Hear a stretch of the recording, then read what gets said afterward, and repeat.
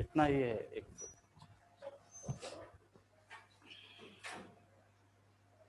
कहाँ तक हो गया था? क्या? Zero order reaction.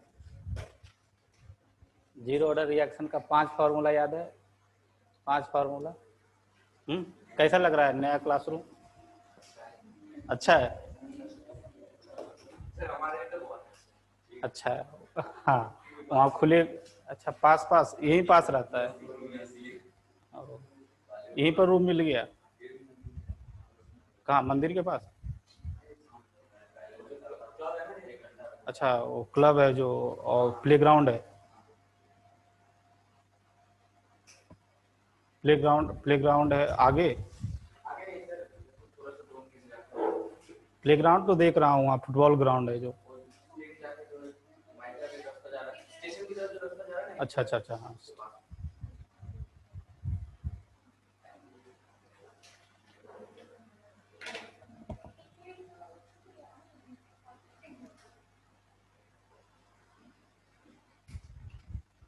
चलो, तो बोले थे क्वेश्चंस, एक क्वेश्चंस किया था आई थिंक सो, एक क्वेश्चंस करवाए थे। फॉर्मूला याद है या नहीं?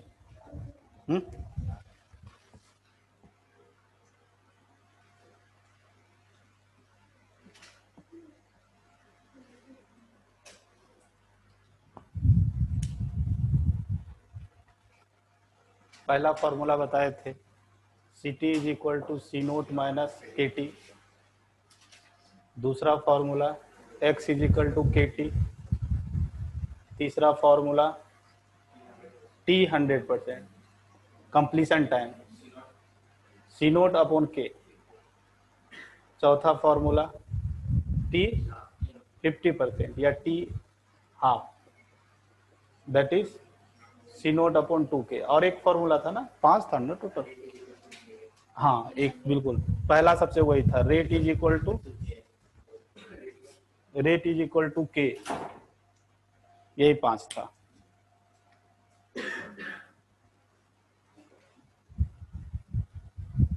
ग्राफ भी बता दिया था, 3 ग्राफ था इस रिलेटेड।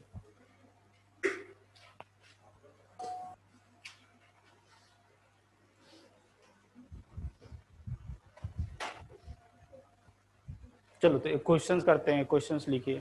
तो फॉर्मूला रिकॉल करवा दिया आपको।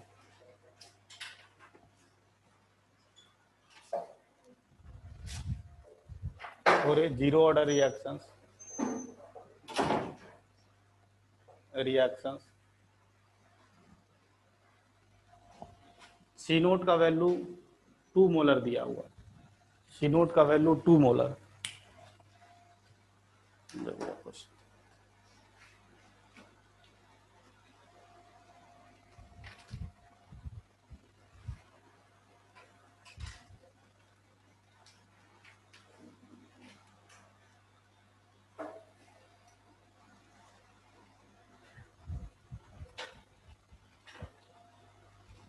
और टी हाफ दिया हुआ है, that one is 1 hour. T half 1 hour. और क्वेश्चन है how much time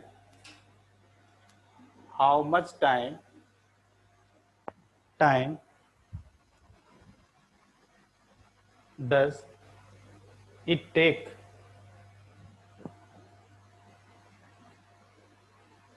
for it concentrations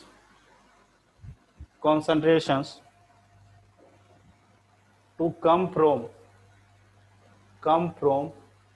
0.5 molar to 0.25 molar।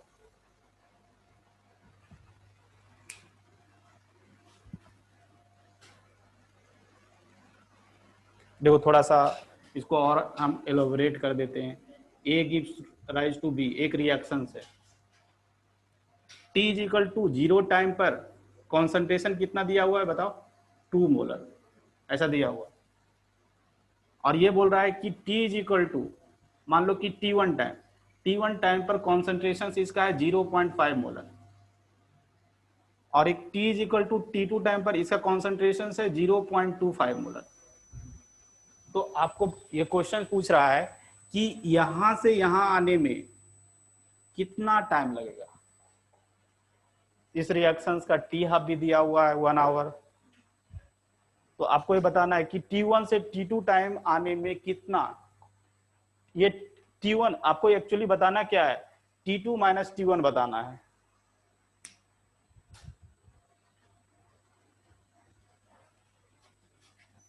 तो सबसे पहले आप क्या करो ना, K का वैल्यू निकाल लो, रेट कांस्टेंट निकाल लो।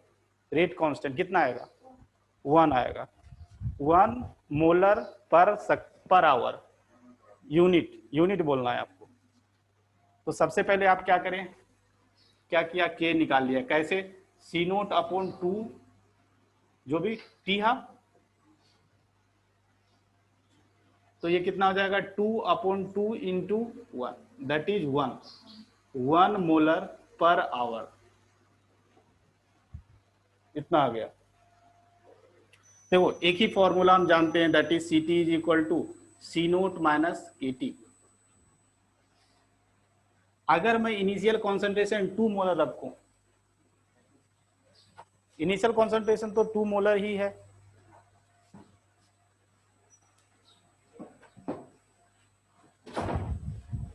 इनिशियल कॉन्सेंट्रेशन 2 मोलर है ना।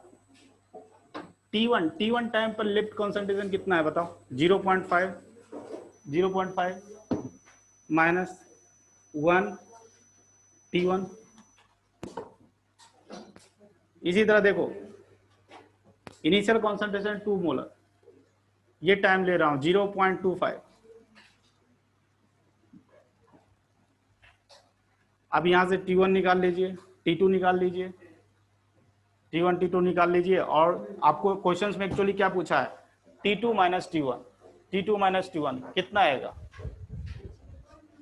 Sir 0.25 our, 0.25। यहां से T1 निकालेगा तो कितना आएगा, T1 का वैल्यू कितना आएगा 1.5 आवर।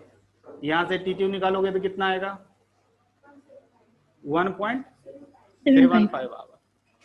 और आपको एक्चुअली पूछा क्या है, यहां से यहां आने में कितना टाइम लगेगा, यहां से यहां कॉन्सेंट्रेशन ड्रॉप करने में कितना टाइम लगेगा। तो ये क्या, T2 minus T1, that one is 1.75 minus 1.5, that is 0.25 hour. देखो ये तो हुआ एक ट्रेडिशनल मेथड, बट थोड़ा सा अगर दिमाग का यूज करोगे तो हम ये फॉर्मूला को मॉडिफाई कर देंगे। ये फॉर्मूला को देखो, यहां पर क्या हम लिखते हैं, T माइनस 0, ये जो एक्चुअल फॉर्मूला है ना कुछ ऐसा है, T माइनस 0, यही दोनों टाइम डिफरेंस हम लोग क्या किए एक्चुअली, किए क्या, इन दोनों का टाइम इंटरवल निकाल लिए। जब कॉन्सेंट्रेशन यहां से यहां ड्रॉप किया तो कितना टाइम में किया, फिर हम लोग क्या किए, यहां से यहां कॉन्सेंट्रेशन ड्रॉप करने में कितना टाइम लगा, और इन दोनों को माइनस कर दिए तो ये दोनों डिफरेंस निकल गया। तो हम लोग क्यों ना करें कि हम लोग जो इनिशियल कॉन्सेंट्रेशन है इसको 2 ना मानकर इसको 0.5 मान ले। क्या मैं बोल रहा हूं ना, इनिशियल कॉन्सेंट्रेशन हम 2 के जगह हम क्या करेंगे 0.5 बना देंगे। 0.5 मतलब जो अभी ये फॉर्मूला बता रहे हैं, ये फॉर्मूला हर जगह यूज होगा। क्या, that is Ct is equal to C1 कर देता हूं, C1 minus K T2 minus T1। क्या ये समझ रहे हो? अगर आप इस फॉर्मूला भी यूज करोगे ना तो एक ही बार में आंसर निकल जाएगा। आप C1 के जगह क्या करो, इनिशियल कॉन्सेंट्रेशन ये 0.5 पुट कर दो। क्या बोल रहा हूं कि इसको 0.5 पुट कर दीजिए। ये Ct का वैल्यू कितना है देखो, 0.25 माइनस K 1 टाइम, यही आपको पूछा है। देखो यहां से भी निकालोगे T2 माइनस T1 का वैल्यू कितना आएगा, यही 0.25 ही आएगा। ये समझ रहा है? हम लोग ये फॉर्मूला जो यूज करता है इनिशियल कॉन्सेंट्रेशन लेकर यूज करता है, बट हम क्या, अगर इन दोनों डिफरेंस के बीच पूछ रहा है तो हम क्यों ना इसको इनिशियल कॉन्सेंट्रेशन मान ले। और ये फाइनल कॉन्सेंट्रेशन तो है ही। तो ऐसे करके भी आप बनाओगे तो आंसर यहाँ से भी T2 माइनस T1 जो आएगा दैट वन ही 0.25 आवर ही आएगा। तो ये इसका सेकेंड अप्रोच है, सेकेंड अप्रोच।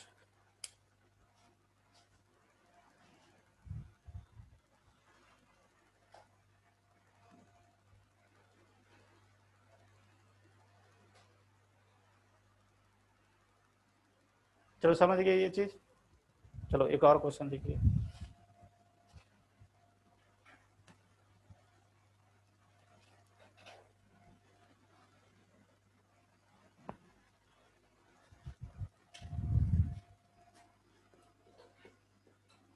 और जीरो ऑर्डर रिएक्शंस आपको T3/4 अपॉन T हाफ निकालना है, इसका वैल्यू निकालना है।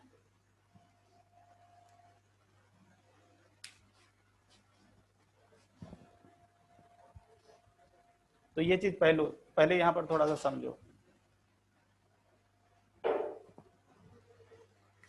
इसका मतलब पहले समझो इसको।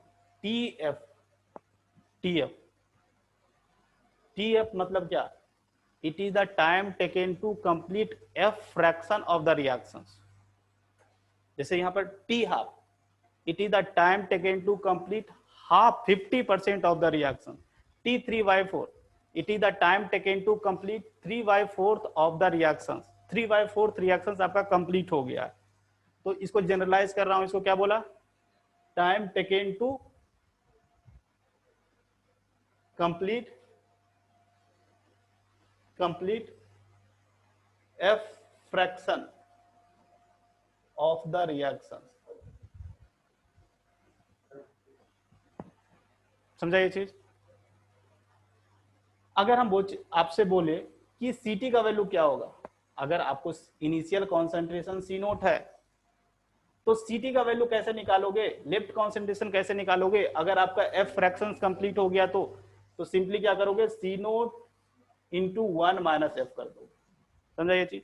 अगर जनरलाइज कर रहा हूं, देखो अगर T हाफ निकालता हूं, T हाफ, अगर आपका T हाफ यहाँ F के जगह हाफ है तो हाफ है, तो Ct का वैल्यू कितना आना चाहिए? C0 अपॉन 2 आना चाहिए। देखो रखो आता है या नहीं? C0 minus half, C0 upon 2 आ गया। अगर मान लो कि आपका 3/4 रिएक्शन कंप्लीट हो गया, T3/4, तो Ct का वैल्यू बताओ। Ct का वैल्यू C0 अपॉन 4। ये चीज समझ रहा है? 3/4 मतलब 3/4 रिएक्शंस कंप्लीट हो गया। और Ct क्या होता है? Left concentration. लेफ्ट कंसंट्रेशन कैसे निकालोगे? इसको यूज करके। समझे ये चीज? चलो अब ये क्वेश्चंस करते हैं।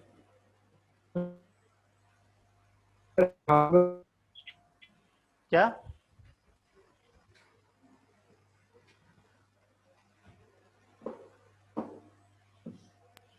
0.5? देखो T हाफ तो डायरेक्टली हम लोग जानते हैं that is C0 upon 2K। C0 upon 2K, ये चीज तो हमको ऑलरेडी पता है। क्या? C0 upon 2K। अब इसको क्या लिखूं? T3/4, T3/4। देखो हम लोग ऐसे कर लेंगे ना, हम ये फॉर्मूला जानते हैं ना, Ct is equal to C0 minus KT, ये जानते हैं। तो KT, Ct का वैल्यू हम लोग जानते हैं ना कितना? अगर आपका T3/4 है तो ये कितना होगा बताओ? C0 अपॉन 4, ये फॉर्मूला से निकाले। यहाँ F के जगह 3/4 रखो ना, तो Ct का वैल्यू कितना आ जाएगा? C0 upon 4 and that is equal to C0 minus K T3 upon 4। T3/4 का वैल्यू बताओ।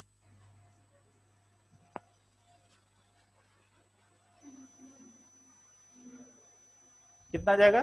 C0 upon 8। अरे भाई कैलकुलेट करो ना, क्या आंसर नहीं है, आंसर निकालना पड़ेगा। सर 3 C0 by 4 की 3, चलो देखो कैलकुलेट कर देता हूँ। इसको इधर लेकर आओ, ये इसको इधर चलाया, ये इधर जाएगा 3 C0 अपॉन 4, यही हो जाएगा। ठीक, अब यहाँ पर रख दो ना 3 सी नोट अपॉन 4। देखो सी नोट कैंसल्स और के भी होगा ना, के भी तो आएगा, के भी तो आएगा यहाँ पर। तो देखो क्या आंसर आ जाएगा बताओ, 3/2 1.5 ये आंसर है। तो x is equal to K T, हाँ कंप्लीट हो गया, हाँ हाँ कर सकते हो उस तरह से भी। बट ये कॉन्सेप्ट सीखना, ये जो सिखा रहा हूँ ना फर्स्ट ऑर्डर में भी यूज होगा, फर्स्ट ऑर्डर में भी यूज होगा जो बताया, तो वहां पर भी मैं यूज करूंगा ये कॉन्सेप्ट को।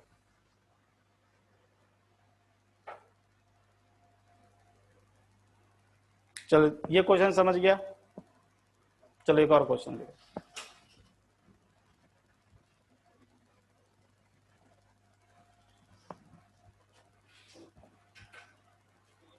देखो a zero order reactions is 20% completed, 20% completed in 10 minutes, 10 minutes. In how much time, in how much time, in how much time, in how much time, comma, it will be completed, it will be 80% completed. In how much time it will be 80% completed, 80% completed.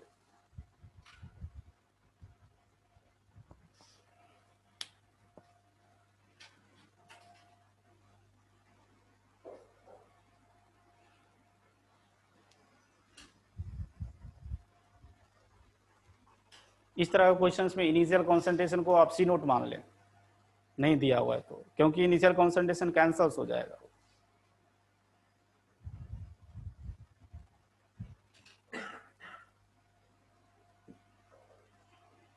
अच्छा ये बताओ, अगर 20% reactions complete होगा तो सीटी का value कितना होगा?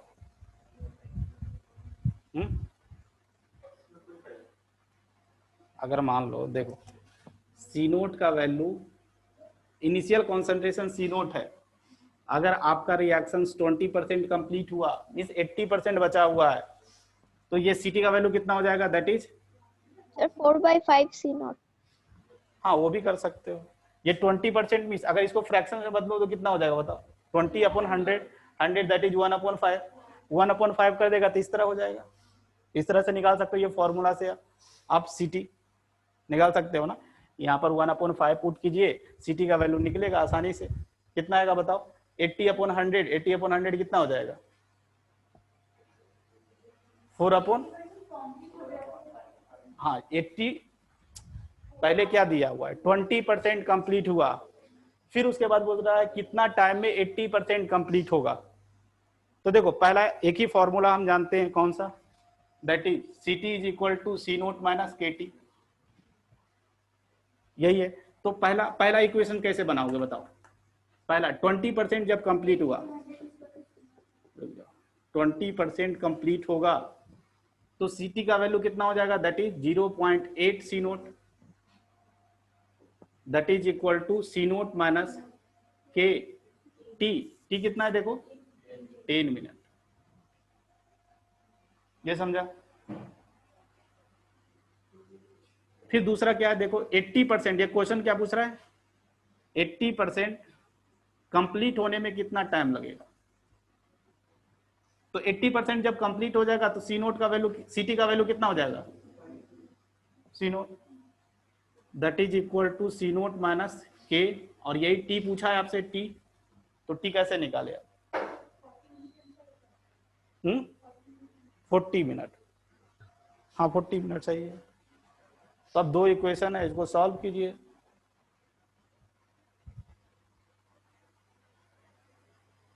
दोनों को डिवाइड कर देंगे, इसको यहां पर सिंप्लीफाई कर लो। क्या करो, इसको इधर लेकर आओ, यहां पर लिख सकते हैं ना 10K is equal to 0.2 C naught लिख सकते हैं। यहां पर क्या लिखूंगा? KT is equal to 0.8 C note.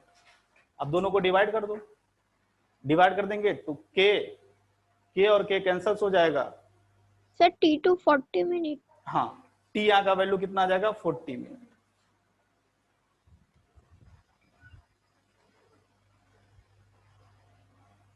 इस तरह का भाई क्वेश्चन पूछा करते हैं।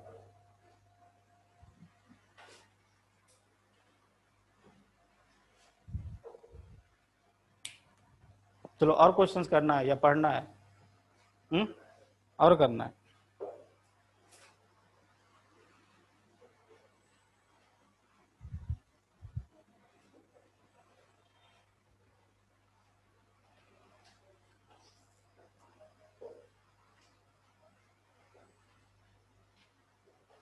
देखो के का वैल्यू, नेक्स्ट क्वेश्चन लिखो। नेक्स्ट क्वेश्चन, के का वैल्यू दिया हुआ है, दैट इज 0.02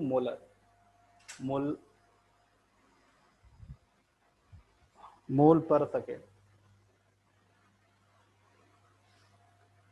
दिया हुआ है। Concentration after concentration of reactions after 30 minute is equal to 0.05 molar.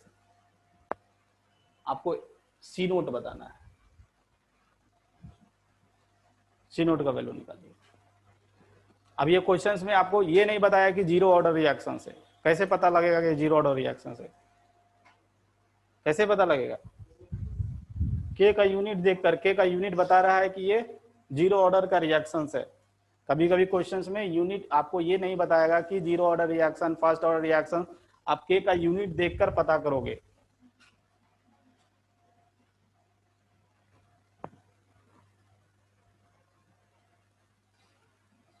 Most of the time zero order reactions के लिए यही वाला फॉर्मूला यूज करोगे आप, मोस्ट ऑफ द टाइम। यही एक एकलौता फॉर्मूला है जो कि जीरो ऑर्डर का क्वेश्चन बनवाएगा।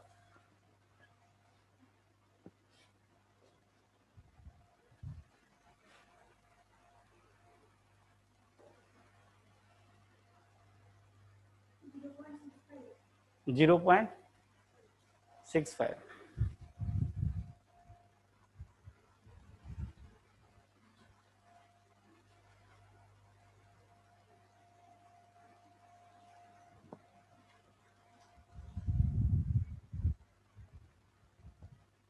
चलो देखो सर 36.05। देखो, इसलिए यूनिट का ध्यान रखना बहुत जरूरी है, इसलिए क्वेश्चन दिया। यूनिट का ध्यान, यहाँ देखो सेकंड में है, यहाँ पर मिनट में है। यूनिट का ध्यान देखो, नहीं रखोगे तो गलत होगा। और जब जब आप जिस तरह बना रहे हो उस तरह भी एक ऑप्शन पक्का रहेगा। आपको एग्जाम में क्वेश्चन सही करने का मार्क्स मिलता है। ऐसा नहीं कि हम क्वेश्चन अटेम्प्ट किए हमको नंबर मिलेगा। आप सही करोगे, सही बबल करोगे तभी नंबर मिलेगा। चलो देखो, हाँ, C T is equal to C naught minus K T. C T का वैल्यू दिया हुआ है, देखो यहाँ 0.05 मोलर। सी नोट का वैल्यू निकालना है, माइनस के का वैल्यू 0.02 मोलर पर सेकेंड। तो ये टाइम भी आपका सेकेंड में होना चाहिए। तो सेकेंड में कैसे बदलेंगे बताओ? एक मिनट में कितना सेकेंड? 60। तो 60 से मल्टीप्लाई करेंगे। अब क्या होगा, ये जो सेकेंड और सेकेंड है कैंसल्स हो गया। अब ये पूरा मोलर टर्म है, मोलर में आ गया। ये भी मोलर है, ये भी मोलर में चाहिए, तो अब ये निकाल लीजिए। अब ये देखो, ये पॉइंट से ये दोनों चला गया कैंसल्स।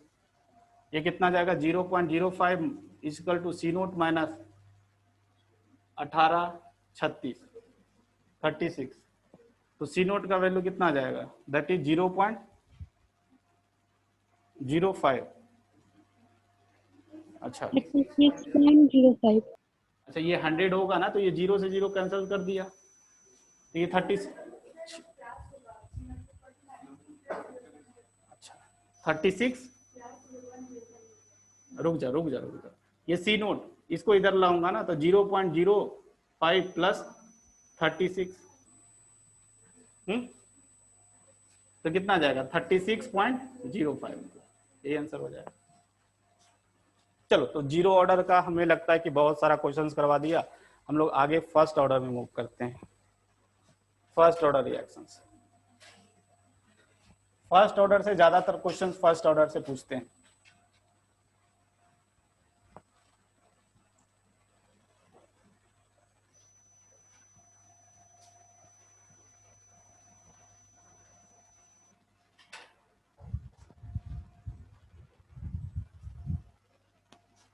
इसमें भी मेन 3 फॉर्मूला आएगा, मेन 3 फॉर्मूला आपको ध्यान रखना है। इसमें मेनली आप 2 फॉर्मूला याद रखोगे तो ज्यादातर वही यूज होगा, एक C T is equal to C naught minus K T और दूसरा टी हाफ, ये मोस्ट ऑफ द टाइम ज्यादा यूज होगा। यहाँ पर भी 3 इंपॉर्टेंट फॉर्मूला फर्स्ट ऑर्डर में आए, उसके अलावा भी आएगा, बट 3 इंपॉर्टेंट फॉर्मूला आपको याद रखना है। कौन कौन इंपॉर्टेंट आएगा बताते जाऊंगा। फर्स्ट ऑर्डर रिएक्शन,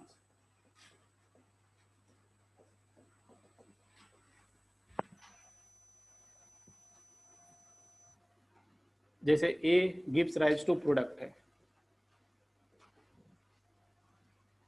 इसका ऑर्डर हमको पता है 1 है। फर्स्ट ऑर्डर रिएक्शंस का एनालिसिस कर रहे हैं हम, तो यहाँ पर लिख सकता हूँ rate is equal to K times of concentration of A raise to the power 1, लिख सकते हैं। तो ये इंपॉर्टेंट, पहला इंपॉर्टेंट चीज याद रखोगे, rate is equal to K times into concentrations. अगर आपको देखो यहाँ पर कभी कभी ऐसा क्वेश्चन देखोगे, रेट आपको जैसे 10 मिनट के बाद पूछ रहा है, तो कंसंट्रेशन भी आप 10 मिनट पर ही रखोगे। अगर मैं आपसे इनिशियल रेट पूछा तो t is equal to 0 time पर जो कॉन्सेंट्रेशन होगा उसको रखोगे, यही समझ रहा है।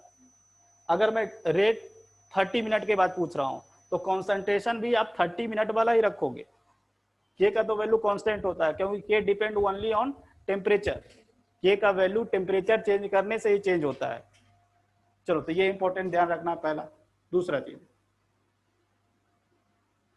ए गिव्स राइज टू पी है, अगर t is equal to 0 time पर कॉन्सेंट्रेशन सी नोट है, t is equal to T time पर जो left concentration C naught C T है, that is C naught minus x.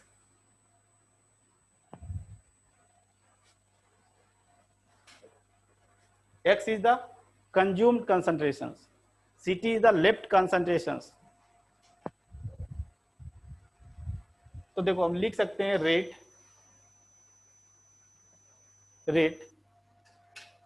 Eight time t time पर rate define कर रहे हैं हम लोग, that is equal to differential rate लिखना चाहते हैं तो लिख सकता हूं माइनस डी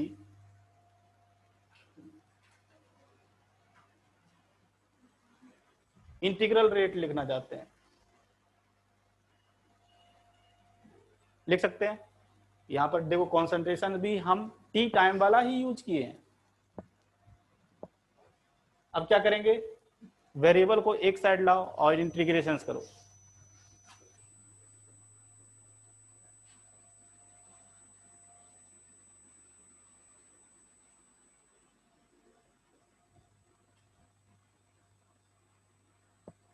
अब देखो इनिशियल टाइम पर कॉन्सेंट्रेशन का वैल्यू सी नोट था, टी टाइम पर कॉन्सेंट्रेशन का वैल्यू सी टी था। अब इंटीग्रेशन आप जानते हो गए, dx अपॉन एक्स का इंटीग्रेशन क्या होता है, ln x होता है। ln x मीन्स क्या, log to the base ex, यही होता है ना। और रिलेशंस भी जानते हो आप, ये जानते हो that is equal to 2.303 log to the base 10x। तो ये भी बातें आपको ध्यान रखना है, log to the base e और log टू द बेस 10 में रिलेशंस।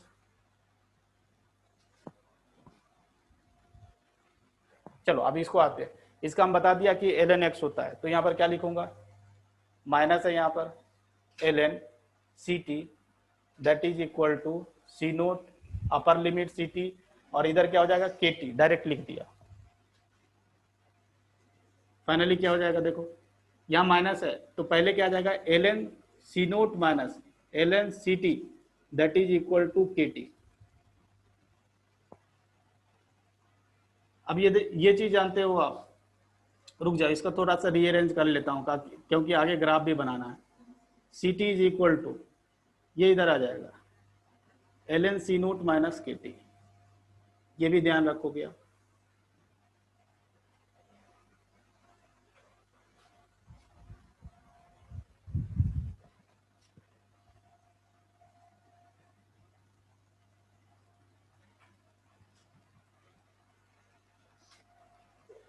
देखो आप ये जानते होगे कि L N X minus L N Y क्या होता है, that is L N X upon Y होता है ना। तो यहाँ पर क्या मैं इसको इस तरह से भी लिख सकता हूँ, L N C naught upon C T that is equal to K T. यहाँ से ये जो फॉर्मूला आएगा ये मोस्ट ऑफ द टाइम आप यूज करोगे, that is K is equal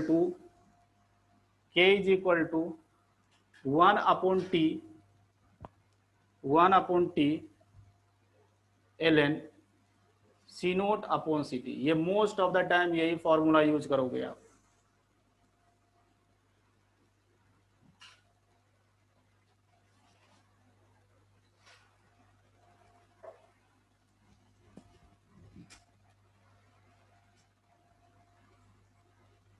जैसे आपको मैं बताया था कि जीरो ऑर्डर रिएक्शंस का रिएक्टेंट का कॉन्सेंट्रेशन लीनियरली ड्रॉप करता था, लीनियरली डिक्रीज होता था, और प्रोडक्ट का कॉन्सेंट्रेशन भी लीनियरली इंक्रीज करता था, बताया था, याद है?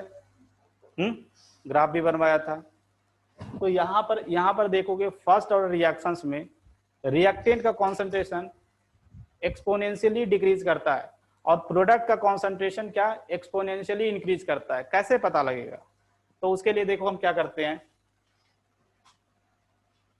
आप लॉग का प्रॉपर्टी जानते होंगे, ये यहां से हम देखो कैसे प्रोसीड कर रहे हैं। इसका बेस क्या है?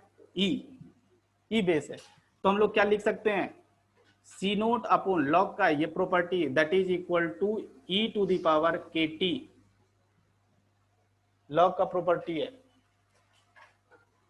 यहां से हम क्या निकाल सकते हैं, C T is equal to C naught E to the power minus K T, ये भी ध्यान रखना है आपको। लिख सकते हैं ना, सी टी इधर ले गए, ये इधर आया, ऊपर ले गए माइनस के टी हो गया। तो यहां से क्या पता लग रहा है, यहां से पता लग रहा है कि रिएक्टेंट का कॉन्सेंट्रेशन एक्सपोनेंशियली डिक्रीज कर रहा है। एक्सपोनेंशियल टर्म आ गया ना, तो आप ये लिख लो, for first order reactions concentration of reactant decreases exponentially. For first order reactions, concentration of reactant decreases exponentially.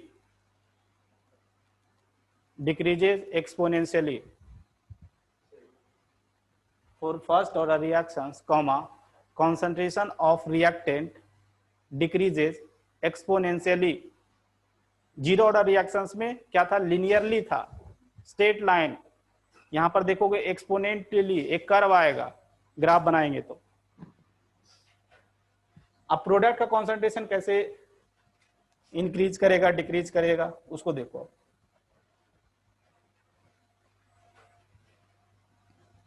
तो उसके लिए क्या करूंगा, ये सी टी की जगह मैं रख दूंगा सी नोट माइनस एक्स, लिख सकते हैं ना। सी टी बेसिकली है क्या, that is C naught minus X. यहां से लिख सकते हैं E to the power minus K T. यहां से x का वैल्यू निकालिए, x को इधर लेकर चले गए, x is equal to C naught common हो गया 1 minus E to the power minus K T, ये भी ध्यान रखना है। x is what, concentration of product, यही था ना। तो यहां पर क्या देख रहे हो कि concentration of product in first order reactions increases exponentially, exponential term है ना, तो यहां पर ये भी लिख लो, for first order reactions,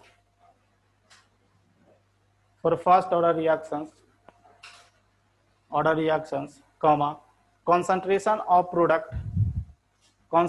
of product increases exponentially,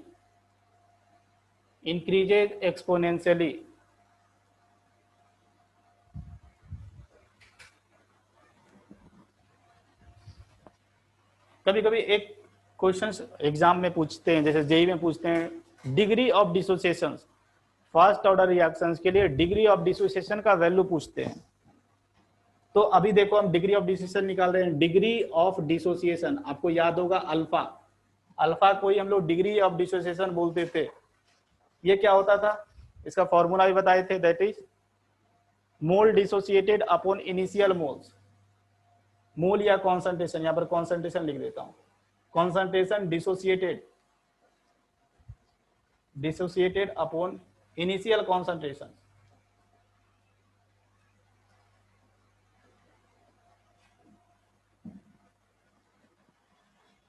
बताओ इनिशियल कॉन्सेंट्रेशन कितना है, सी नोट है।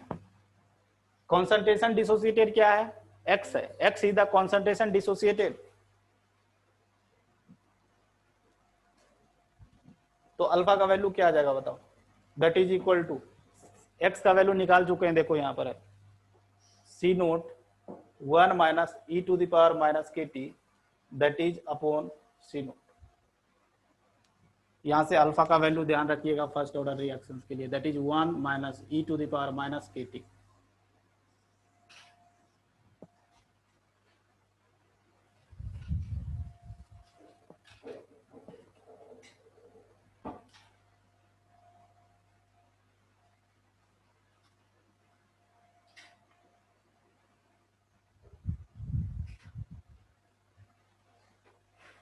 तो जैसे जैसे टाइम बढ़ेगा तो ये बताओ अल्फा बढ़ेगा या घटेगा। मैथमेटिक्स यहाँ पर अप्लाई, जब टाइम बढ़ाओगे तो ये वैल्यू ज्यादा निगेटिव होता जाएगा, ये वैल्यू छोटा होता जाएगा, छोटा हो जाएगा, ई टू दी पावर जो वैल्यू निगेटिव वैल्यू आएगा वो छोटा होता जाएगा जैसे जैसे आप टाइम बढ़ाओगे। तो अल्फा का वैल्यू क्या होगा, बढ़ता जाएगा।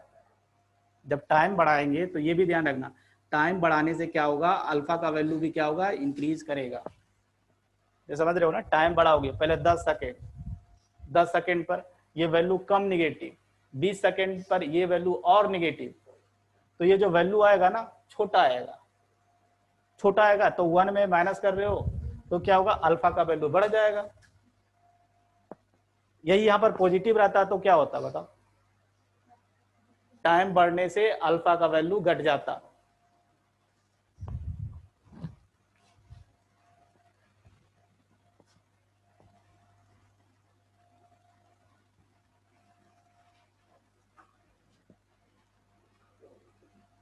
उसके बाद देखो अगर मैं बात करूं टी 100%, टी 100% कंप्लीशन टाइम की बात कर रहा हूं, कंप्लीशन टाइम। तो ये कैसे निकालेंगे बताओ, यहां पर क्या होता है, सीटी का वैल्यू क्या होना चाहिए, 0 होना चाहिए, 0 होना चाहिए ना, बताया था ना कंप्लीशन टाइम, तो सीटी का वैल्यू 0 होना चाहिए।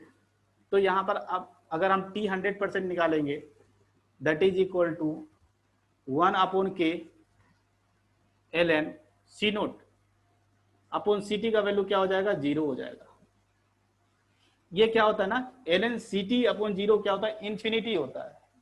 तो यहां से टी 100% ध्यान रखिएगा, फर्स्ट ऑर्डर रिएक्शन के केस में क्या आता है, इन्फिनिटी आता है। इसलिए बोला जाता है कि फर्स्ट ऑर्डर रिएक्शन कभी भी कंप्लीट नहीं होता है।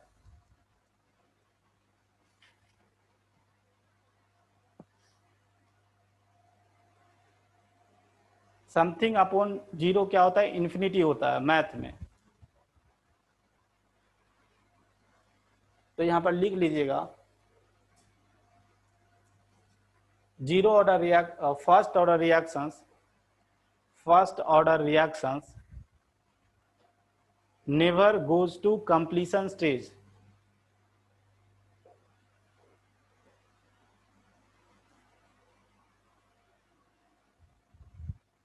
Never goes to completion stage. In fact ये ध्यान रखना आप कि first order reaction only 0 order reactions complete होता है। First order reaction, second order reaction, third order reaction, कोई भी ऑर्डर रिएक्शन हो, एक से अगर ज्यादा है तो कभी भी उसका कंप्लीशन टाइम डिफाइन ही नहीं करते, उसका कंप्लीशन टाइम इनफाइनाइट होता है, मतलब कभी भी कंप्लीट नहीं होता है। इसका टी हाफ की बात करते हैं, टी हाफ मीन्स टी 50%, 50%। इस टाइम पर सी टी का वैल्यू कितना हो जाता है बताओ, सी नोट अपॉन 2 हो जाता है। तो अभी हम फॉर्मूला फिर लगाएंगे T half that is equal to 1/k ln C naught upon C T by 2। ये क्या आ जाएगा देखो, T half is equal to, ये ऊपर चला जाएगा, क्या आ जाएगा ln 2 अपॉन के, या हम इसको ये भी लिख सकते हैं ln 2 को क्या 2.303 log to the base 10 2 upon K, या इसको हम ये भी लिख सकते हैं दैट इज 0.693 अपॉन के। तो ये पूरा चीज याद रखो, ये भी इंपॉर्टेंट फॉर्मूला, ज्यादातर ये यूज होगा।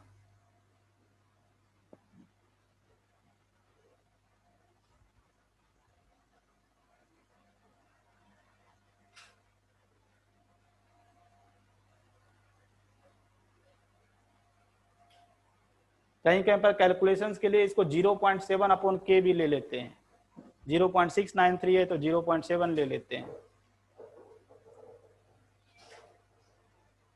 तो यहाँ पर एक चीज आप देख रहे हो, यहाँ पर क्या कॉन्सेंट्रेशन टर्म है, इसके टी हाफ में कॉन्सेंट्रेशन टर्म्स कैंसल हो जाता है। तो ये बोला जाता है कि फर्स्ट ऑर्डर रिएक्शंस का कोई भी एक डिफिनिट फ्रैक्शंस, डिफिनिट परसेंटेज को कंप्लीट होने में होने में एक डिफिनिट टाइम लगता है, डिफिनिट टाइम, फिक्स टाइम लगता है। जैसे अगर मैं इसका आगे डिराइव भी कराऊंगा, टी 75% कंप्लीट होने में ये याद रखना पड़ता है दैट इज 2 टी हाफ लगता है।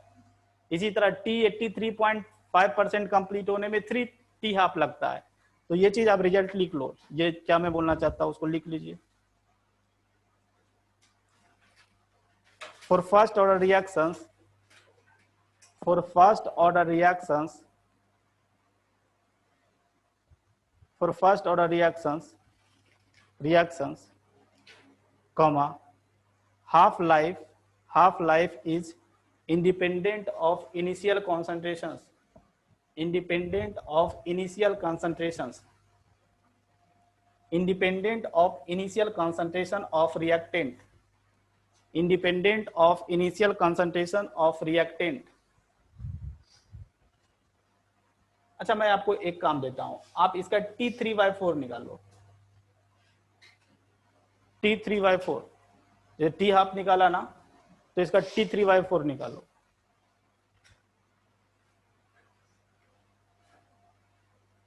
अगर इसको परसेंटेज के टर्म्स में बात करना होगा तो कितना परसेंटेज होगा, इंटू 100 कर दो, देख लो बताओ कितना जाएगा। 1.3/k। अगर परसेंटेज के टर्म्स में बात करना है तो क्या करेंगे, 75%। T3/4 का मतलब ही होता है 75%। जैसे देखो T 50% या टी हाफ, एक ही मतलब है दोनों का। कभी भी अगर आपको फ्रैक्शन दिया हुआ है, आपसे कुछ परसेंटेज में पूछा जाता है तो इंटू 100 करना। अगर परसेंटेज में दिया है, हम आपको फ्रैक्शन में पूछे तो क्या करोगे, डिवाइड बाय 100 करोगे, डिवाइड बाय 100 करो, देखो 3/4 आ जाएगा। तो ये सब बेसिक चीजें हैं। तो ये कितना होगा बताओ, 1/k 1.3/k ln C naught, initial concentration C naught. अब ct का वैल्यू कितना लोगे, ct का वैल्यू तो निकाल लो, दैट इज ct का value that is C naught 1 - 3/4। ये फॉर्मूला बताया ना, लगा लो दिक्कत होता है तो, that is C naught upon 4 आ जाएगा। ct का वैल्यू कितना जाएगा, सी नोट अपॉन 4, क्योंकि यहाँ पर ct क्या लेफ्ट कंसेंट्रेशन है। आप यहाँ पर 3/3 सी नोट अपॉन 4 मत लिख देना, नहीं तो गलत होगा। यहाँ पर ct के जगह अगर 3 सी नोट अपॉन 4 लिखोगे वो गलत होगा। यहाँ पर हमेशा लेफ्ट कंसेंट्रेशन लिखते हैं। लेफ्ट कंसेंट्रेशन कितना होगा, that is C naught upon 4। तो कितना जाएगा T3/4, हाँ जो वैल्यू आए, वैल्यू का कैलकुलेट, ये ऊपर चला जाएगा ln 2 आ जाएगा, ln 2 आ जाएगा, दैट इज 2 ln 2 अपॉन के। ये देख लो अभी यहाँ से भी, बट आगे भी बताएंगे। ये क्या एक्चुअली क्या गया, 2 × टी हाफ, ln 2 अपॉन 2 के क्या होता है, टी हाफ ही होता है ना, देखो यहाँ पर। तो मैं ये बताना चाह रहा हूं कि देखो आप इसका कोई भी जीरो फर्स्ट ऑर्डर रिएक्शंस का कोई भी फ्रैक्शंस निकालो, उसमें कॉन्सेंट्रेशन टर्म्स आएगा ही नहीं, क्योंकि क्या होता है कॉन्सेंट्रेशन टर्म्स हमेशा कैंसल्स हो जाता है।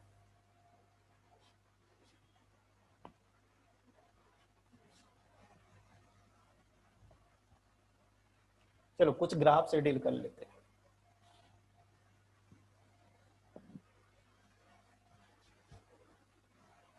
तो फर्स्ट ऑर्डर, तो इसमें तीन फॉर्मूला, इंपॉर्टेंट फॉर्मूला आपको क्या याद रखना है, एक rate is equal to K into concentration, ये पहला वाला।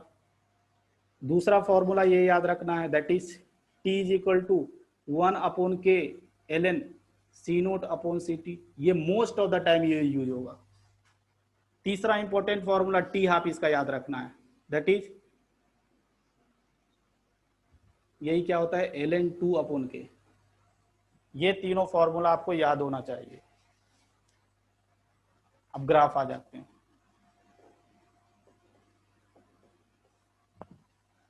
पहला ग्राफ है that is rate versus concentrations. तो क्या होगा, देखो हम जानते हैं rate is equal to K into concentration of reactant, क्या आ जाएगा बताओ, ऐसा ग्राफ आ जाएगा, y is equal to M X type का। दूसरा graph, this is the concentration of reactant that is ct, और ये है आपका टाइम एक्सिस। हम क्या जानते हैं, ct is equal to C naught E to the power minus K T. अगर आप टाइम जीरो रखोगे तो क्या होगा बताओ, टाइम जीरो रखोगे तो ई टू द पावर 0 1 होता है, मीन्स सी नोट आ जाएगा। Means initial T is equal to 0 time पर कॉन्सेंट्रेशन कितना है, सी नोट है। फिर क्या होगा, एक्सपोनेंशियली ये घटता जाएगा और कभी भी ये टच नहीं करेगा, क्योंकि ये कभी भी कंप्लीट नहीं होता है। तो ये दूसरा ग्राफ ध्यान रखिएगा। तीसरा ग्राफ,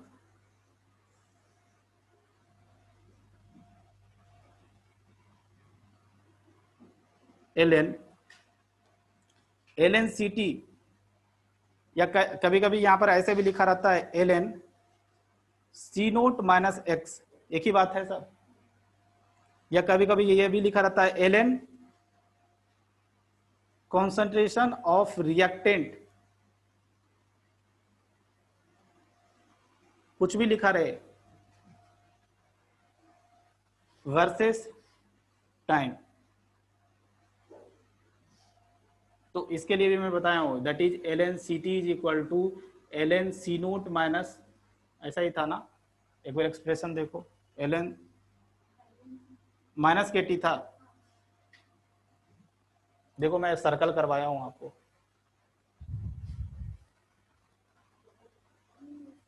यही था, चलो तो यही था, तो हो गया। देखो ये y एक्सिस, ये है आपका mx और ये है c, कैसा ग्राफ होगा बताओ, ये क्या है बताओ, ln सी नोट, और फिर ये डिक्रीज होता जाएगा। What is the slope of this line, tan theta that is minus के, ये दिख रहा है उसमें।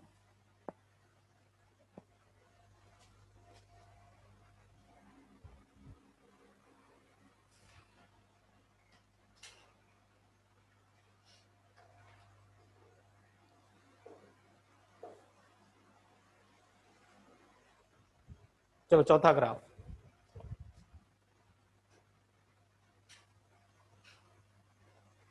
तो 2-3-4 दिन छुट्टी था तो आप लोग पढ़ाई किया, पढ़ाई किया नहीं,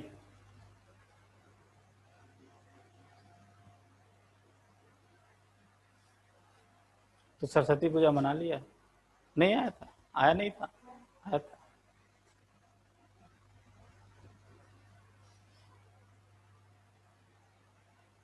तो टी हाफ वर्सेस कॉन्सेंट्रेशन,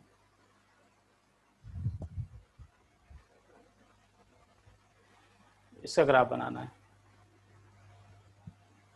तो देखो हम जानते हैं T half is equal to that is ln 2 upon,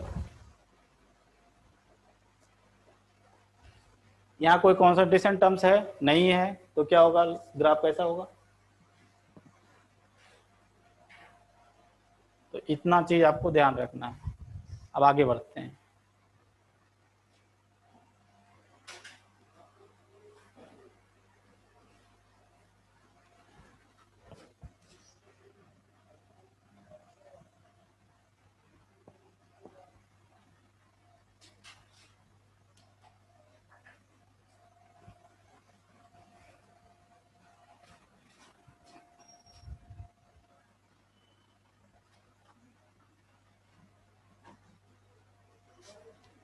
लिखो नेक्स्ट एक टॉपिक लिखो दो, time taken for x% completion of the reaction.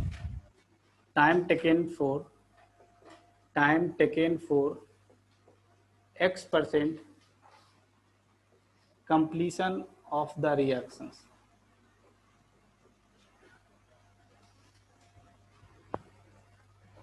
Time taken for x% completion of the reactions।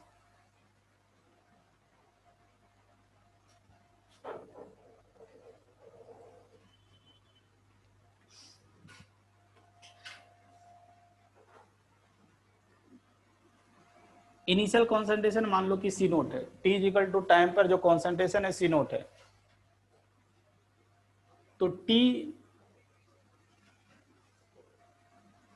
ये क्या है, टी इक्वल टू 0 टाइम पर जो concentration है सी नोट है। जब x% कंप्लीट होगा, T equal to T time पर मान लो कॉन्सेंट्रेशन हम मान ले रहे हैं कि ये जो ct का वैल्यू होगा that will be x% complete होगा, तो ct का वैल्यू कितना होगा बताओ, C naught minus 1 minus x that is 100, ये होगा ना, परसेंटेज में तो फ्रैक्शन में बदल दिए, तो ये कितना आएगा बताओ,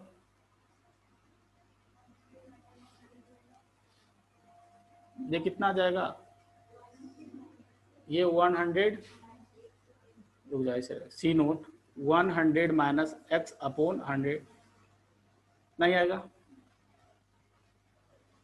अब फॉर्मूला लगाते हैं, के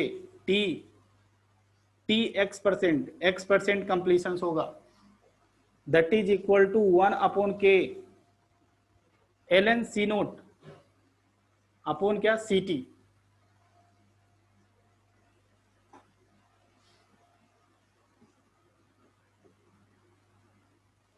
तो x% कंप्लीट होने में जो टाइम लगता है that is ln 100 upon 100 minus x।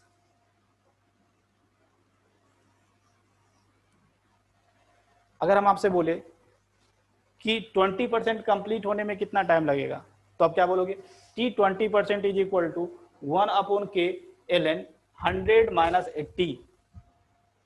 यहाँ x की जगह क्या रखोगे 20, समझा।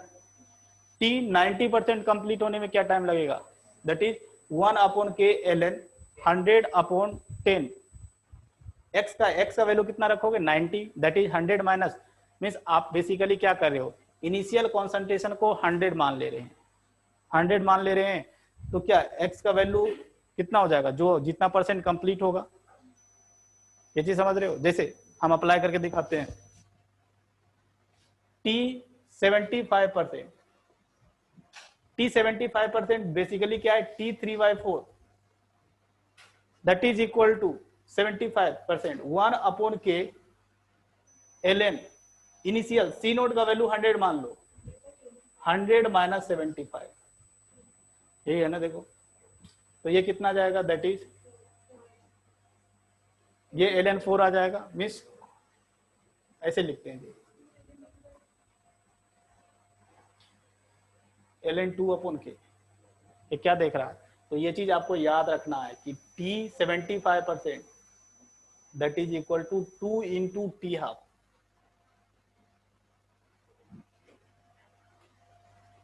ये रिलेशंस याद होना चाहिए। इसी तरह t 87.5% निकालो,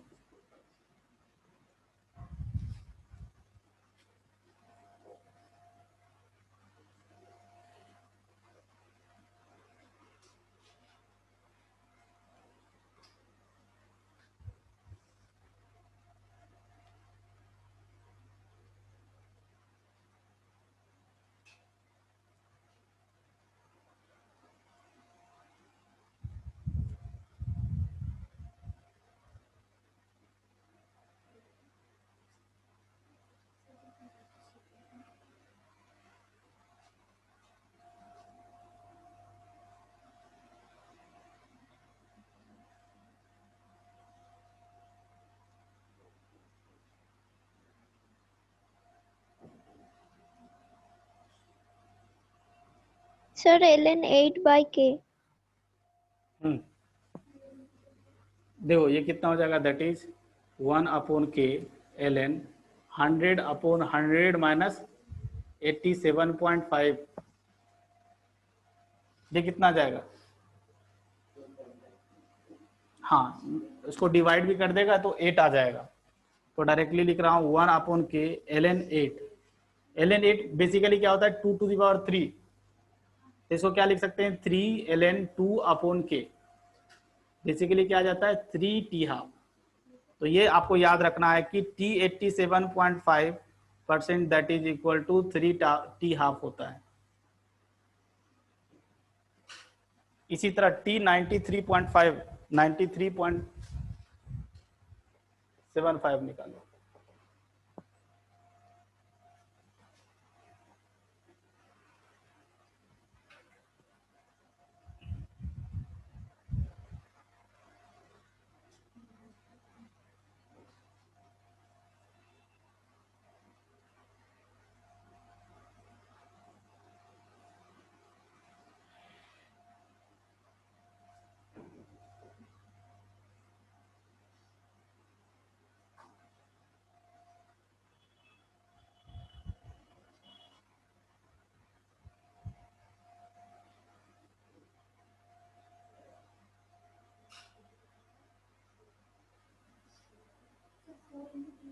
फोर इंटू टी हाफ। तो ये सब कुछ स्टैंडर्ड रिजल्ट है, आपको याद होना चाहिए। 4 इंटू टी हाफ आएगा।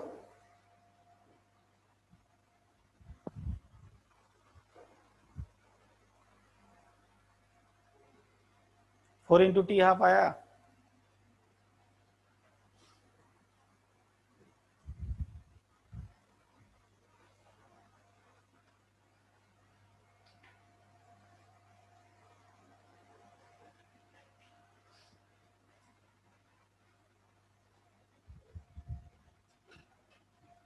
चलो ये क्या आ जाएगा, t 93.75 that is 1/k ln 100/100 minus this value. ये कितना आ जाएगा, डिफरेंस करोगे तो 6.25। और ये कितना टाइम्स कैंसल्स होगा, 16 टाइम्स। और ये 16 को हम लिख सकते हैं 2 to the power 4।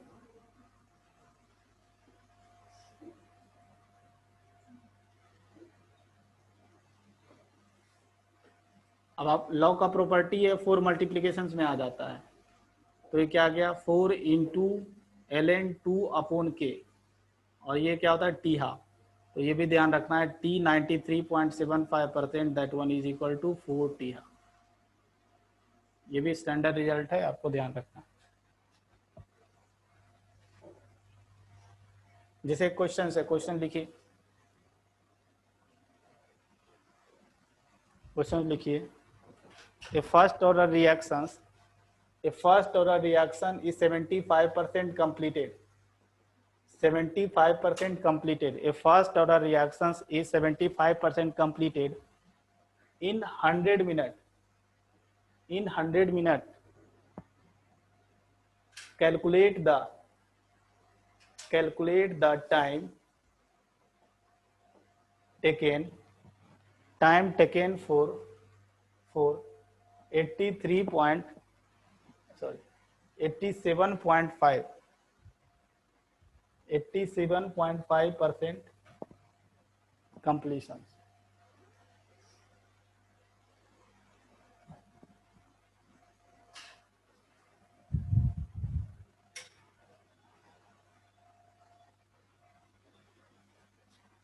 अब इसमें ऐसा नहीं करोगे कि आप 2 बार एक्सप्रेशन लिखोगे, आप स्टैंडर्ड रिजल्ट को यूज करोगे और तुरंत ये क्वेश्चन बनेगा। हम जानते हैं कि t 75% क्या होता है, 2 इंटू टी हाफ होता है, और t 87.5% 3 इंटू टी हाफ होता है। तो टी हाफ कैंसल्स हो गया, तो क्या निकल जाएगा, t 75 डायरेक्टली निकल जाएगा। दोनों को डिवाइड कर दीजिए, 150 मिनट।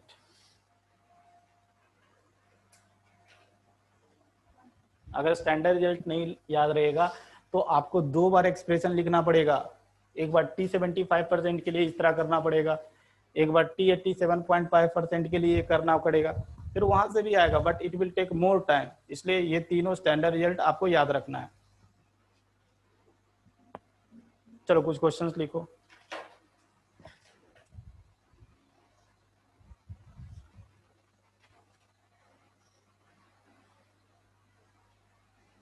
हाँ, एक चीज बच गया था, दैट इज द कि कौन कौन फर्स्ट ऑर्डर रिएक्शंस को फॉलो करते हैं। जैसे हम बताए थे, फोटोकेमिकल रिएक्शंस जो होते हैं they will be always zero order reactions. इसी तरह और क्या बताए थे, और बताए थे ना, that is decomposition of gas on metal surface at high pressures. दो रिएक्शंस बताए थे, अमोनिया का डिकम्पोजिशन हो या दूसरा एक और बताया HI का डिकम्पोजिशन हो, और फिर तीसरा बताए थे कैटल एंजाइम कैटालाइज्ड रिएक्शंस। ये सब जनरली क्या होते हैं, जीरो ऑर्डर रिएक्शंस होते हैं। इसलिए कुछ फर्स्ट ऑर्डर रिएक्शंस का भी आपको एग्जांपल याद रखना है।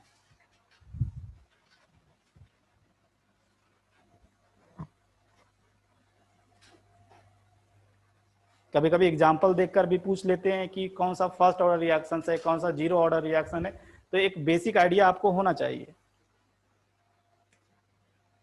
तो यहां पर लिख लो example of first order reaction. पहला, हाइड्रोजन परऑक्साइड का डिकम्पोजिशन। हाइड्रोजन परऑक्साइड ये अनस्टेबल होता है, ये डिकम्पोज हो जाता है वाटर प्लस ऑक्सीजन में। तो ये भी क्या, कौन सा फर्स्ट ऑर्डर काइनेटिक्स को फॉलो करता है। दूसरा है N2O5 का डिकम्पोजिशन।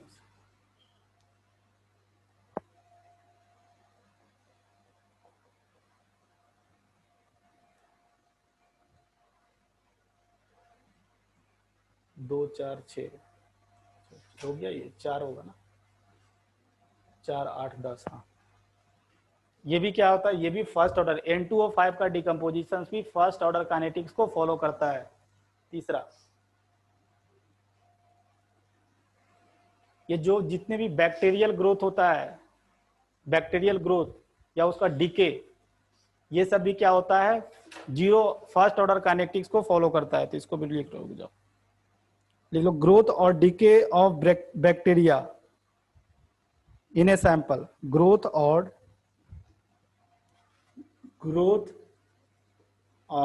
डीके ऑफ बैक्टीरिया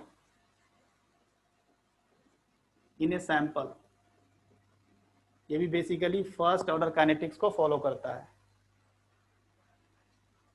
जैसे मिल्क में भी क्या होता है, मिल्क में लैक्टोबैसिलस होता है, तो उसको मार दो या उसको क्या करो, उसका ग्रोथ करवाओ। तो ये भी क्या, ये जनरली फर्स्ट ऑर्डर काइनेटिक्स को फॉलो करता है। तो ये भी ध्यान रखना। चौथा चीज ध्यान रखना, जितने भी रेडियो एक्टिव डीके होता है ना, they also follow first order kinetics. तो इसको लिख लो fourth, all radioactive DK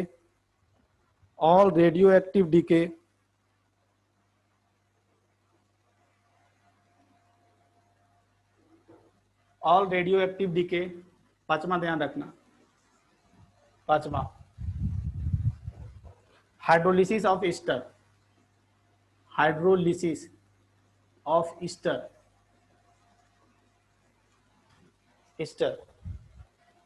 इसको हम सूडो फर्स्ट ऑर्डर रिएक्शन भी बोलते हैं, सूडो फर्स्ट ऑर्डर रिएक्शन।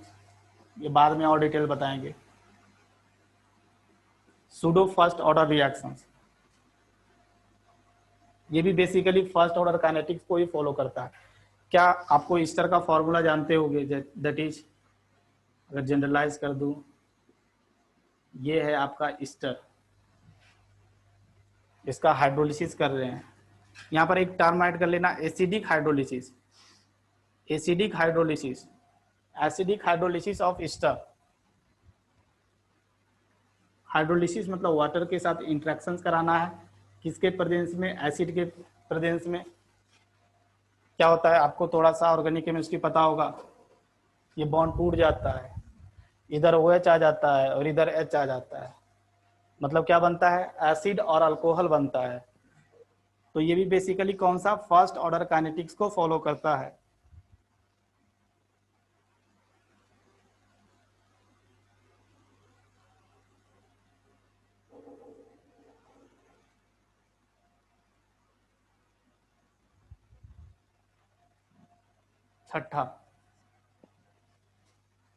छठा लिख लेना, शुगर केन वाला था। हाँ, inversion of cane sugar, inversion of cane sugar, ये भी बेसिकली फर्स्ट ऑर्डर काइनेटिक्स को फॉलो करते हैं।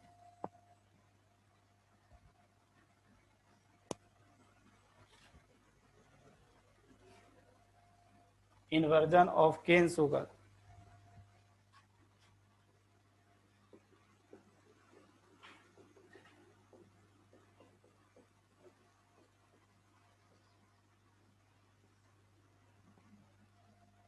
केन शुगर का फॉर्मूला क्या होता है बताओ, C12H22O11। इसका हम क्या कर रहे हैं, इन्वर्जन्स करा रहे हैं।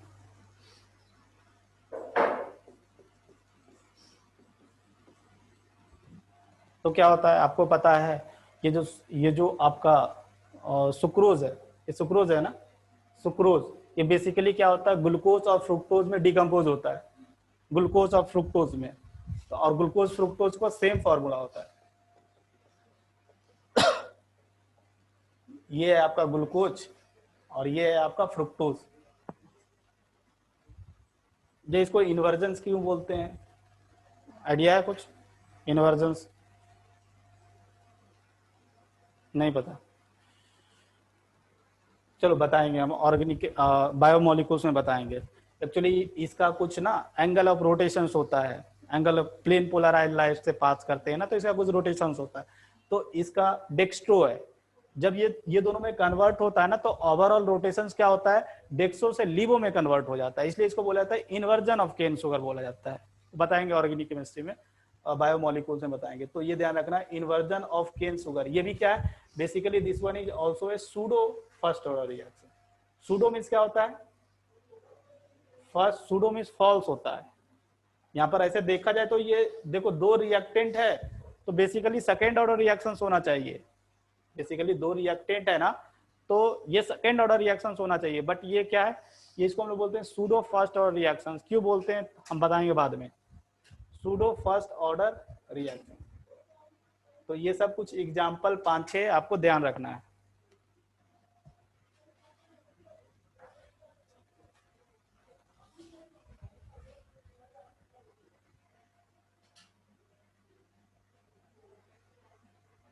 अब कुछ क्वेश्चंस की बात कर लेते हैं। क्वेश्चंस, ज्यादा पढ़ लिया या पढ़ने का मन नहीं है, ये रिएक्शंस है। T = 0 टाइम पर A का कॉन्सेंट्रेशन दिया हुआ है 20 मोलर, T =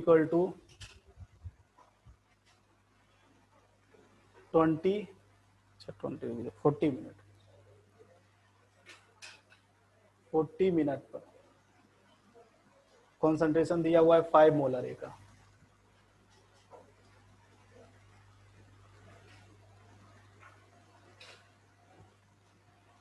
पहला क्वेश्चन का पहला पार्ट, के बताना है, ये फर्स्ट ऑर्डर रिएक्शन है, ये भी दिया हुआ है, के बताना है इसका, टी हाफ बताना है, बता जल्दी।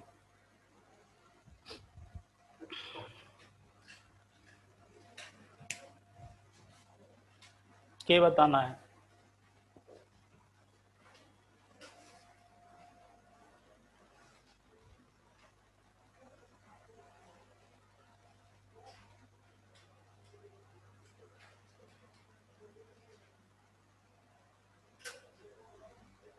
कैसे निकालेंगे बताओ, कोई आइडिया? हम यूज कर लेंगे ना, इंपॉर्टेंट 3 इंपॉर्टेंट फॉर्मूला बताया हूँ, बीच वाला सबसे ज्यादा इंपॉर्टेंट, क्या, दैट इज, कुछ भी लिख लेता हूँ चलो, T = 1/K 1 upon K L N C naught upon C T.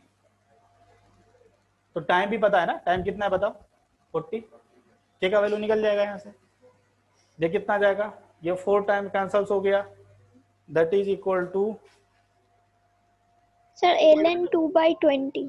के को इधर कर दो, ये 40, that is equal to 2 into L N two upon 40, ऐसा ही हो जाएगा।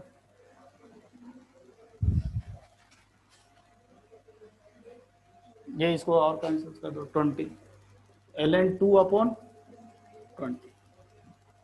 टी आप निकाल लो, टी आप बेसिकली ये जो है ना, यही टी आप आपका है, बेसिकली ये 20 दिख रहा है ना, यही टी आप आएगा। नहीं पता है तो देखो यहाँ टी आप इजिकल टू क्या होता है, एल एन टू अपॉन के होता है।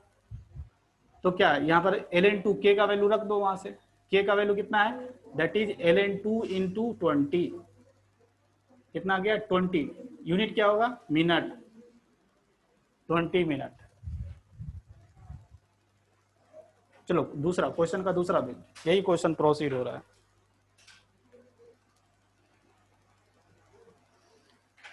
कैलकुलेट इनिशियल रेट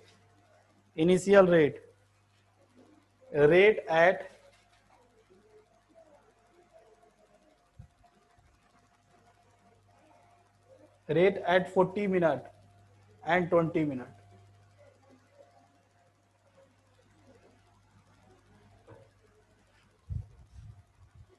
दो क्वेश्चन तो हो गया है, तीसरा चौथा पांचवा क्वेश्चन, 5 क्वेश्चन। तो रेट का एक ही एकलौता फॉर्मूला कौन सा है, rate is equal to K into concentration of reactant. अगर इनिशियल रेट यूज कर रहे हैं तो इनिशियल कॉन्सेंट्रेशन रखेंगे, दिया हुआ है। 40 मिनट पर रखेंगे तो 40 मिनट पर भी कॉन्सेंट्रेशन दिया हुआ है, तो ये दोनों कर लो। फिर 20 मिनट पर आपको क्या, हाँ एल एन टू आ जाएगा। इनिशियल रेट निकालोगे ना, आर नोट दैट इज के का वैल्यू कितना है, एल एन टू अपॉन 20, और इनिशियल कॉन्सेंट्रेशन भी 20 है, तो एल एन टू आ जाएगा। इसी तरह आर 40 भी निकाल लो आप जल्दी से, आर 40 क्या हो जाएगा बताओ, L N two upon 20 into 5, कितना जाएगा, एल एन टू अपॉन 4। अब आपको क्या करना है, 20 मिनट पर कॉन्सेंट्रेशन निकालो। कैसे निकालोगे, बीच वाला फॉर्मूला, 3 फॉर्मूला में जो बीच वाला फॉर्मूला है उसको लगाओ, उसको लगाकर पहले आप सीटी का वैल्यू निकाले 20 मिनट पर।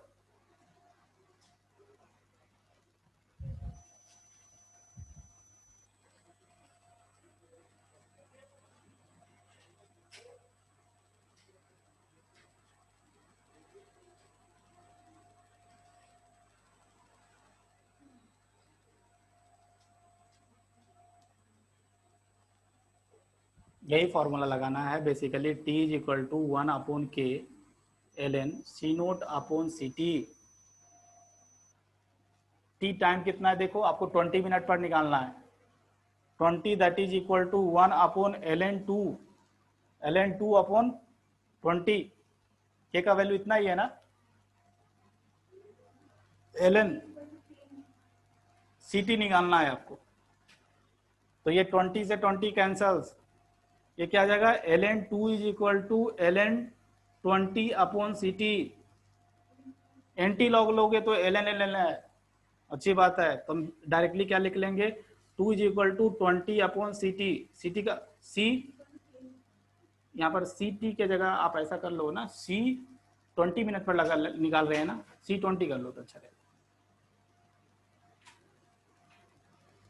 तो सी 20 का वैल्यू कितना आ जाएगा, कितना जाएगा 10 मोलर। अब रेट निकालना है आर 20, तो क्या करेंगे, L N two upon 20 into concentration 20 minute पर कितना है 10, क्या आ जाएगा एल एन टू अपॉन 2।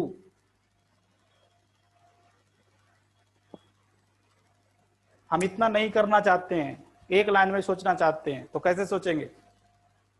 देखो यहाँ इसका हाफ लाइफ कितना है, हाफ लाइफ पता है ना, 20।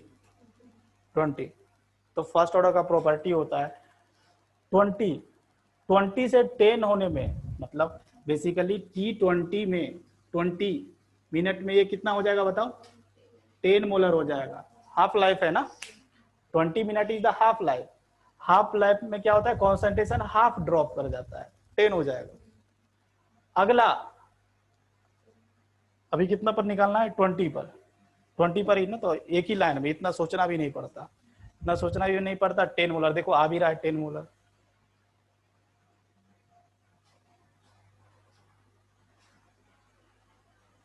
तो ये सब भी दिमाग थोड़ा लगाना पड़ेगा आपको।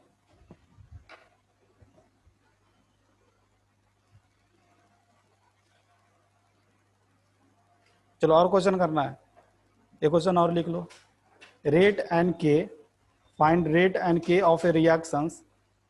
रुक जा क्वेश्चन लिख देता हूँ। R and K, R rate and K of the reactions R 5 into 10 raised to the power -5 molar per second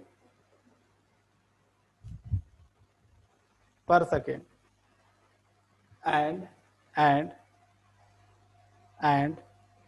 4 into 10 raised to -5 per second respectively. Calculate concentration of the reactions.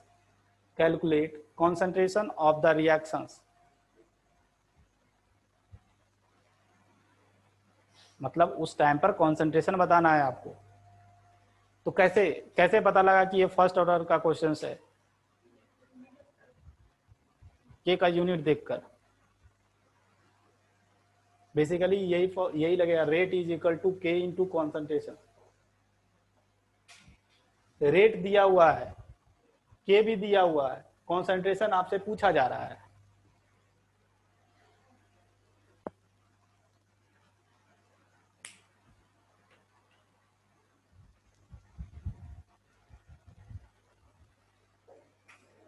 $1.25 molar.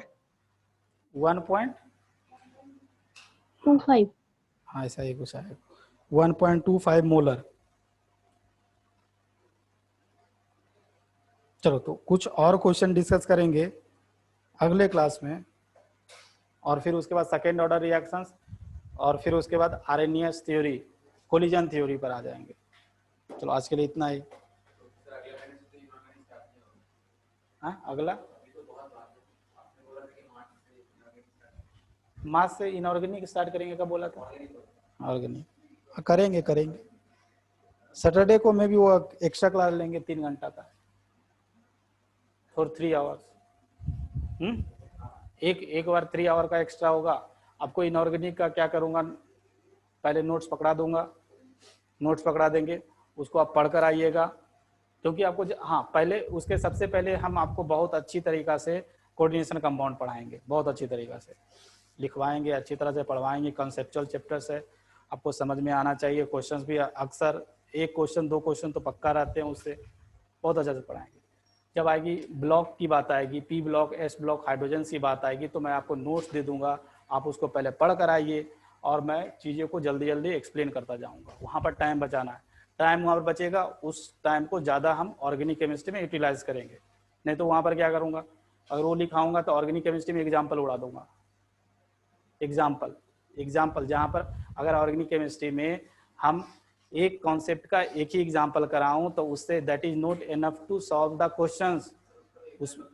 उसका example, तो उसका example करने के लिए, time बचाने के लिए कहीं पर तो टाइम काटना पड़ेगा ना। हाँ, तो इसलिए वहाँ पर टाइम बचाएंगे, और उसका टाइम हम ऑर्गेनिक केमिस्ट्री में यूटिलाइज करेंगे। क्योंकि आपको जो इनऑर्गेनिक केमिस्ट्री में आपको पीरियोडिक टेबल्स, केमिकल बॉन्डिंग बहुत अच्छी तरीक़ा से टाइम ले लेकर पढ़ाया गया है, तो वो कॉन्सेप्ट आपको हेल्प करेगा, जो भी पी ब्लॉक समझने में, एस ब्लॉक समझने में, ये सब हेल्प करेगा वहाँ पर।